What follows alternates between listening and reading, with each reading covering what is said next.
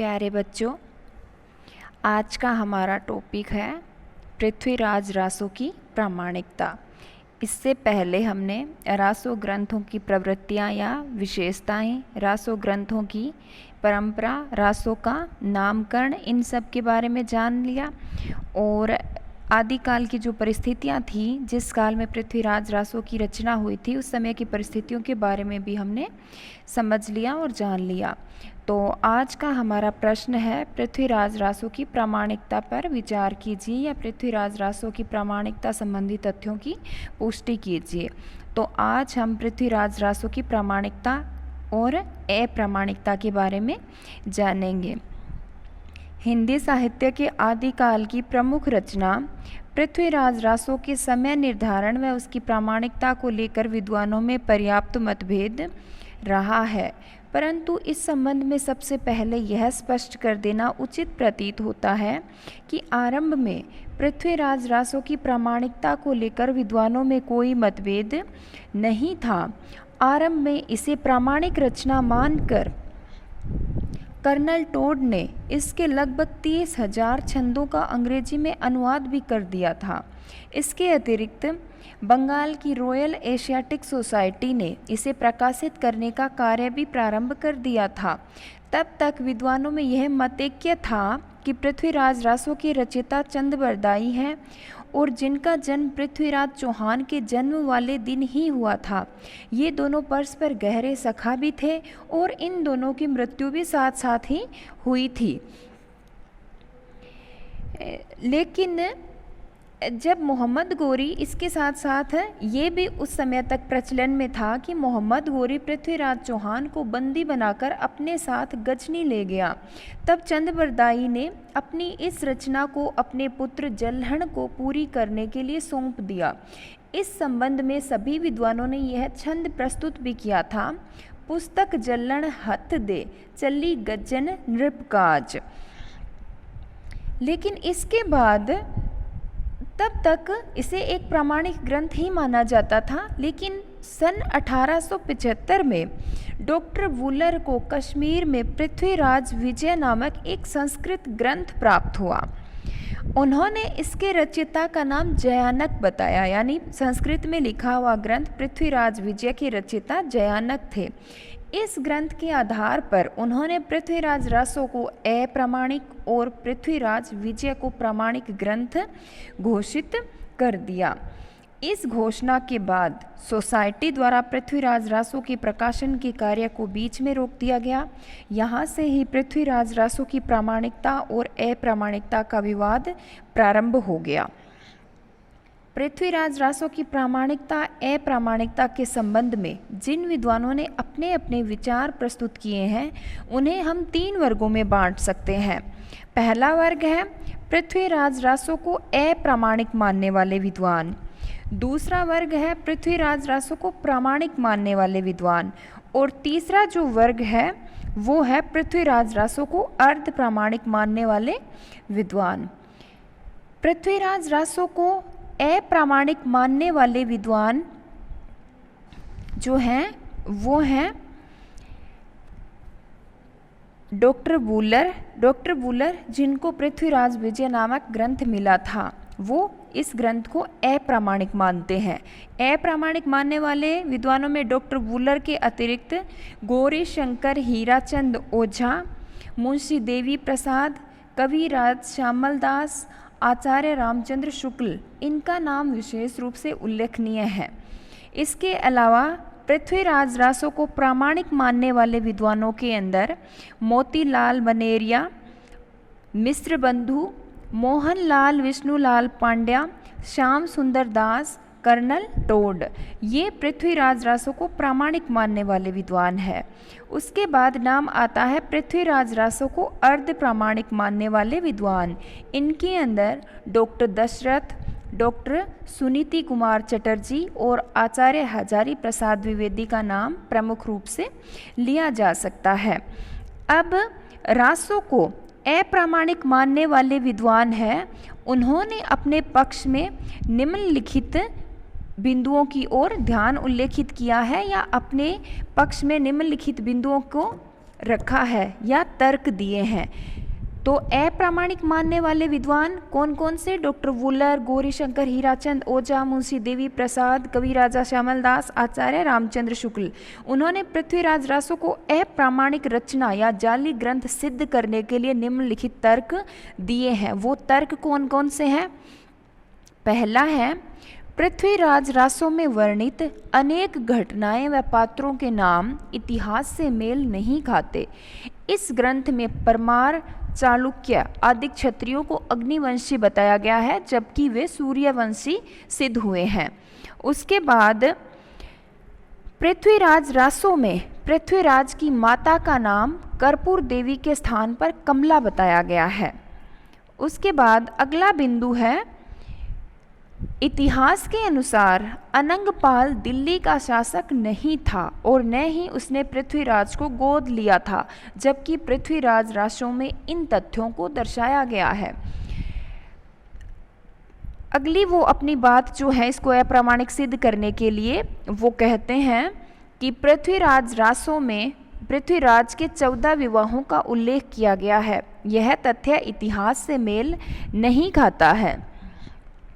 उसके बाद जो अगला बिंदु है वो कहते हैं कि पृथ्वीराज रासो में गुजरात के राजा भीम सिंह का वध पृथ्वीराज के हाथों होते दर्शाया गया है, जबकि यह घटना इतिहास से मेल नहीं खाती है। उसके बाद वो अगला बिंदु रखते हैं कि पृथ्वीराज रासो में वर्णित सोमेश्वर वध है वो अशुद्ध है, वो इतिहास सम्मत नहीं है। गौरी का वध पृथ्वीराज रासो के अंदर पृथ्वीराज के हाथों गौरी का वध होते हुए दिखाया गया है, जबकि यह तथ्य भी इतिहास से मेल नहीं खाता है। उसके बाद पृथ्वीराज रासो में ये दिखाया गया है कि पृथ्वीराज की बहन प्रथा का विवाह मेवाड़ के राजा समर सिंह के साथ हुआ, जबकि यह तथ्य इतिहास से मेल नहीं खाता, क्योंकि शिलालेखों के अनुसार समर सिंह पृथ्वीराज के बाद 109 वर्षों तक जीवित रहा था। इसके अलावा पृथ्वीराज रासो में दी गई तिथियों में अशुद्धियां हैं। पृथ्वीराज के जीवन संबंधी घटनाओं की इन तिथियों और इतिहास सम्मत तिथियों में लगभग 90 से 100 सालों का अंतर निकल कर आता है। इसके अलावा पृथ्वीराज रासो में अरबी फारसी के शब्दों का अधिक प्रयोग हुआ है, जबकि चंद बरदाई व पृथ्वीराज के काल में अरबी व फारसी के शब्दों के प्रयोग का अधिक प्रचलन नहीं था। इन सभी तथ्यों के आधार पर उपरोक्त विद्वानों ने पृथ्वीराज रासो को एक अप्रामाणिक रचना सिद्ध किया है। उसके बाद हम आते हैं पृथ्वीराज रासो को प्रामाणिक मानने वाले विद्वानों के तर्कों के ऊपर, जिन्होंने तर्क देकर सिद्ध किया है कि पृथ्वीराज रासो है वो एक प्रामाणिक रचना है। इसे प्रामाणिक रचना सिद्ध करने के लिए इन विद्वानों ने निम्नलिखित तर्क व प्रमाण दिए हैं। डॉक्टर दशरथ शर्मा ने माना है कि पृथ्वीराज रासो का मूल रूप अभी भी प्रक्षेपों में छिपा हुआ है। इस ग्रंथ की जो लघुतम प्रतियां अभी प्रकाश में आई है उनमें इतिहास संबंधी अशुद्धियों का अभाव है। जो विद्वान इसकी व इतिहास की तिथियों में 90 से 100 वर्षों के अंतर को मानते हैं, उनके तर्क का खंडन करते हुए मोहनलाल विष्णुलाल पांड्या ने आनंद संवत की कल्पना करके इसकी सभी तिथियों की अशुद्धियों को निरर्थक सिद्ध कर दिया है। अगर पृथ्वीराज रासो की तिथियों को आनंद संवत के अनुरूप माना जाए तो वे सभी तिथियां इतिहास सम्मत ठहरती हैं। उसके बाद आचार्य हजारे प्रसाद द्विवेदी ने यह सिद्ध किया है कि 12वीं शताब्दी की भाषा में जो संयुक्ताक्षरमयी अनुस्वारांत की प्रवृत्ति मिलती है वही प्रवृत्ति पृथ्वीराज रासो में भी मिलती है। यानी 12वीं शताब्दी की भाषा की जो विशेषता थी संयुक्ताक्षरमयी होना, वह सेम प्रवृत्ति पृथ्वीराज रासो में मिलती है। अतः निश्चय ही यह कृति 12वीं सदी की रचना सिद्ध होती है। उसके बाद आचार्य हजारी प्रसाद द्विवेदी ने संवाद शैली के आधार पर इसे प्रामाणिक रचना माना है। वे कहते हैं कि पृथ्वीराज रासो की रचना शुक शुकी संवाद के रूप में हुई थी। अतः जिन सर्गों में यह शैली नहीं मिलती उन्हें प्रक्षिप्त मानना चाहिए। यानी हजारी प्रसाद द्विवेदी के अनुसार जो भी हमें अब तक इसके भाग प्राप्त हुए हैं, जिसका अंश प्राप्त हुआ है पृथ्वीराज रासो का, उस अंश की शुरुआत आरंभ अगर शुक और शुकी के संवाद के रूप में हुई है तो वो प्रामाणिक है, और अगर नहीं मिलती तो वह प्रक्षिप्त अंश है, यानी नकल किया हुआ अंश है। इस दृष्टि से भी पृथ्वीराज रासो के केवल वे अंश ही प्रक्षिप्त सिद्ध होते हैं जिनमें इतिहास विरुद्ध तथ्य है। शुक शुकी संवाद से जिन सर्गों का आरंभ होता है, यदि उन सर्गों को संकलित करके इसकी रचना की जाए तो वे सभी तर्क स्वयं ही व्यर्थ हो जाते हैं जिनके आधार पर इसे अप्रामाणिक रचना सिद्ध किया गया है। उसके बाद हमारा अगला बिंदु है कि जो विद्वान इस रचना को अरबी फारसी शब्दों के बाहुल्य के आधार पर अप्रामाणिक सिद्ध करने का प्रयास करते हैं, उनके विरुद्ध यह तर्क दिया जा सकता है कि चंद बरदाई मूल रूप से लाहौर का निवासी था। तत्कालीन युग में लाहौर के आसपास के क्षेत्रों पर मुस्लिम आक्रमणकारियों का प्रभाव पड़ चुका था। ऐसी दशा में चंद बरदाई द्वारा अरबी फारसी के शब्दों का प्रयोग किया जाना स्वाभाविक है। उसके बाद जो अंतिम बिंदु है जो इन विद्वानों ने अपने पक्ष में रखा है, पृथ्वीराज रासो को प्रामाणिक सिद्ध करने के पक्ष में रखा है, वो विद्वान कहते हैं कि जो विद्वान केवल इतिहास के तथ्यों, तिथियों, घटनाओं आदि के आधार पर पृथ्वीराज रासो को अप्रामाणिक रचना सिद्ध करने का प्रयास करते हैं, उन्हें इतना ही कहना पर्याप्त होगा कि पृथ्वीराज रासो एक साहित्यिक रचना है, यह कोई ऐतिहासिक ग्रंथ नहीं है। साहित्यिक रचना व इतिहास में मूल भेद ही कल्पना का समावेश होता है।